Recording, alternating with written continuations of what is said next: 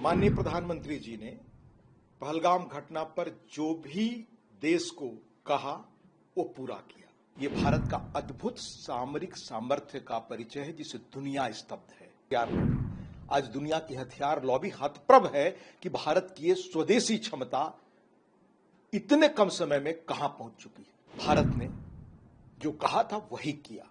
माननीय प्रधानमंत्री जी ने पहलगाम घटना पर जो भी देश को कहा वो पूरा किया और ये दुनिया को स्तब्ध करने वाली घटना रही। जिस तरह से भारत ने उन टेररिस्टों को सजा दी जो पिछले 4-5 दशकों से न सिर्फ भारत को बल्कि दुनिया की शांति को बंधक बना चुके थे। उनके उन अड्डों पर जहां से निकले आतंकवादी दुनिया को तबाह कर रहे थे भारत के साथ साथ, और पिछले 15-20 वर्षों से 30 वर्षों से जो बड़ी घटनाएं भारत में हुई जिसके जिम्मेदार मुख्य पात्र लोग थे, अब वो दुनिया में नहीं है। ये भारत का अद्भुत सामरिक सामर्थ्य का परिचय है जिसे दुनिया स्तब्ध है।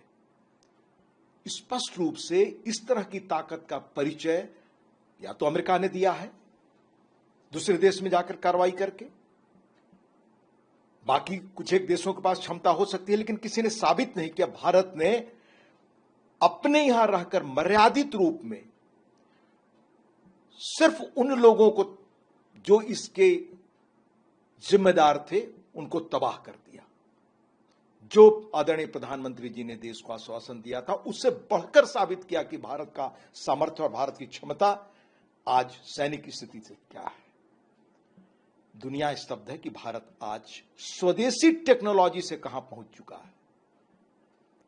इसी तरह आप याद करें 2019 में जब कोविड आया तब किस तरह से दवा का इजाद करके हमने दुनिया की दवा लॉबी को स्तब्ध किया था। दुनिया की दो बड़ी लॉबियां जो प्रभावित करती हैं जनजीवन को, राजनीति से लेकर मीडिया सबको, दवा लॉबी, हथियार लॉबी।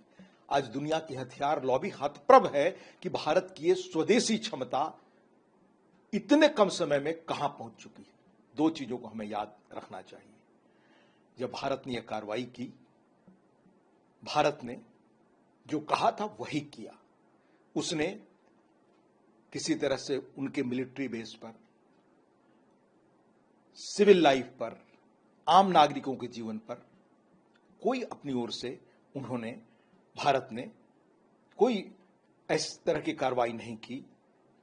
लेकिन उल्टे जब उनकी ओर से प्रतिकार हुआ तो भारत ने उनके सैन्य स्थल और खास तौर से उनके हवाई अड्डों को जिस क्षमता से निष्प्रभावी बना दिया, उसे दुनिया हैरत में है कि भारत की स्वदेशी क्षमता इतनी ताकतवर है। आप याद रखिए कि इसके पहले 2016-17 के आसपास पठानकोट उरी हुआ, उसमें किस तरह से हम उनकी सीमा के अंदर गए। फिर पुलवामा हुआ, हमने अंदर जाकर एयर स्ट्राइक किया। उस पुलवामा घटना पर देश के अंदर हमारे बड़े जाने माने लोग वो सामाजिक कहकर सवाल पूछ रहे थे। ये वो मुल्क है, आप कल्पना कर सकते हैं कि ऐसे लोग किसी और मुल्क में होंगे, अपनी सेना के बारे में सवाल पूछ रहे थे।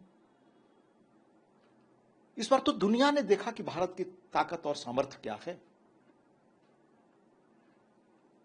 हम न जाएं पीछे क्या होता था। भारत 14 तक मैं डिफेंस कमेटी में था, 4 कमेटियों में रहा। किस तरह से सामान्य हथियारों के लिए हमारे सैनिक परेशान थे। Night glasses, bullet proof jacket, हथियार। 1980 के बाद कोई बड़ा हथियार नहीं खरीदा गया। राइफल की कमी, नेवी के पास अलग समस्या, आपके एयरफोर्स के पास 42 स्क्वाड्रन होने चाहिए थे, वो घटकर कैसे कम हो रहे थे, इस पर उस वक्त के लोगों ने चिंता जाहिर की थी। वही भारत है 14 के बाद जो न सिर्फ आर्थिक रूप से अपने सामर्थ्य से दुनिया को हतप्रभ कर रहा है, बल्कि सामरिक रूप से भी अपने अन्य विकासों से भी दुनिया को हतप्रभ कर रहा है। भारत ने जो कहा था वो किया।